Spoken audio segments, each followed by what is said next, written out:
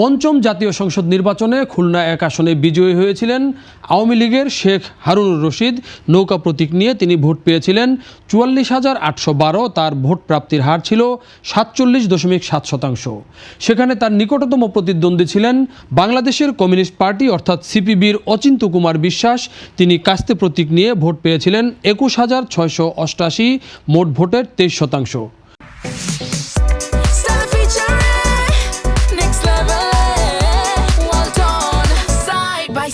Fridge. ১৯৯১ সালের নির্বাচনের পর ১৯৯৬ সালের নির্বাচনে এই আসনটিতে আওয়ামী লীগের তৎকালীন সভানেত্রী শেখ হাসিনা নিজেই নির্বাচন করেন। কারণ এর আগের নির্বাচনে অর্থাৎ ১৯৯১ সালে তিনি সারা দেশে মোট ৩টি আসনে নির্বাচন করেছিলেন, একটি গোপালগঞ্জে আর 2টি ঢাকায়। গোপালগঞ্জ ছাড়া ঢাকার 2টি আসনেই তিনি পরাজিত হয়েছিলেন। ১৯৯৬ সালের নির্বাচনে তাই নিরাপদ আসনগুলোতে তিনি নির্বাচন করেন এবং তার জন্য তিনি এই খুলনা এক আসনকে নিরাপদ মনে করেছিলেন। সেই নির্বাচনে শেখ হাসিনা নৌকা প্রতীক নিয়ে খুলনা এক আসনে ৬২,২৪৭ ভোট পেয়ে নির্বাচিত হয়েছিলেন। তার প্রাপ্ত ভোট ছিল ৫৩.৫%। তার নিকটতম প্রতিদ্বন্দ্বী ছিলেন আগের নির্বাচনে যিনি দ্বিতীয় হয়েছিলেন সেই অচিন্ত্য কুমার বিশ্বাস, বাংলাদেশের কমিউনিস্ট পার্টি সিপিবির প্রার্থী। তিনি কাস্তে প্রতীক নিয়ে ভোট পেয়েছিলেন ১৯,৩৯৮, মোট ভোটের ১৬.৭%। অর্থাৎ আমরা দেখতে পাচ্ছি যে ১৯৯১ এবং ১৯৯৬ সালের নির্বাচনে এই খুলনার দাকুব এবং বটিয়াঘাটা এলাকাটি আওয়ামী লীগ এবং সিপিবি এই দুটি দলের মধ্যে মূলত মূল প্রতিদ্বন্দ্বিতা ছিল।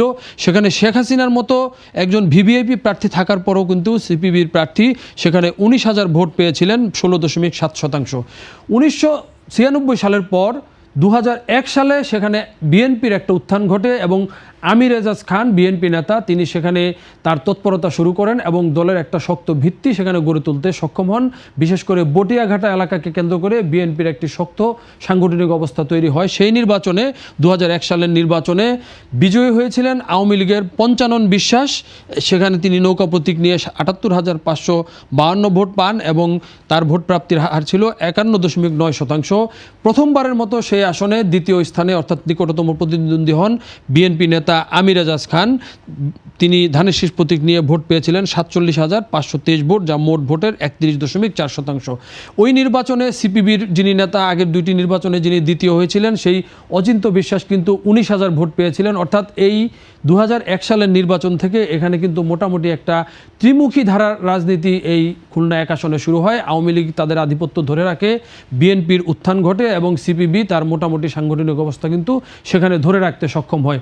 আমরা এরপর দেখতে পেয়েছি যে ২০০৮ সালের নির্বাচনে অর্থাৎ সেই নির্বাচনে আওয়ামী লীগ প্রার্থী বদল করে ননী গোপাল মণ্ডলকে প্রার্থী করে এবং সেই নির্বাচনে তিনি ১,২০,৮০১ ভোট পেয়ে অর্থাৎ মোট ভোটের ৬১.৮% ভোট পেয়ে নৌকা প্রতীক নিয়ে নির্বাচিত হন। তার নিকটতম প্রতিদ্বন্দ্বী ছিলেন আমির এজাজ খান বিএনপির। তিনি ধানের শীষ প্রতীক নিয়ে ৬৮,৪২০ ভোট পান এবং ভোট প্রাপ্তির হার ছিল ৩৫%।